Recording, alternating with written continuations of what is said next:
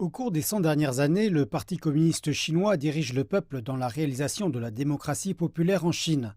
Le statut du peuple en tant que maître du pays est au cœur de la démocratie populaire chinoise. Selon M. Picard, la démocratie est un phénomène concret qui est en constante évolution. En fait, globalement, pour moi, c'est effectivement le peuple qui est représenté, mais le peuple aussi qui est défendu dans ses intérêts.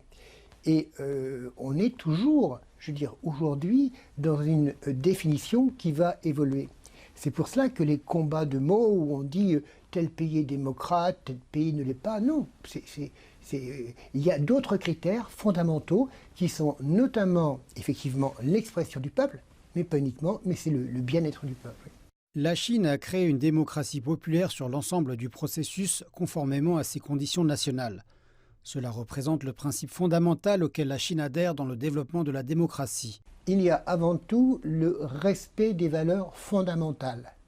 Quand j'entends respecter le corps humain, l'enfant, l'adolescent, les personnes âgées, et donc de façon à ce que les gens aient finalement un cadre de vie, un logement, de la nourriture, des soins, pour justement une éducation également, bien sûr, et un métier, allons-y, pour bien vivre.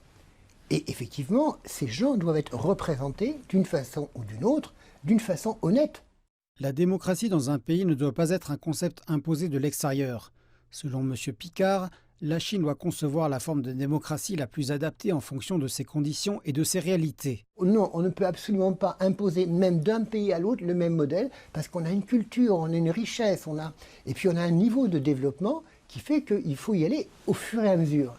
Autrement dit, par exemple, si vous avez une population qui est complètement, je dirais, appauvrie, qui n'a pas d'éducation, dans quelle mesure cette population ne va pas être manipulée par, je dirais, les bulletins de vote et voter, pas pour n'importe qui, il y aura toujours une personne, mais disons pour une personne qui ne fera pas le bon choix pour le peuple. La démocratie, c'est le peuple, et puis surtout, il faut, la règle, en fait, il faut des gens patriotes, ou qui aiment leur région, qui aiment leur pays, qui aiment le monde également, et aussi des gens capables.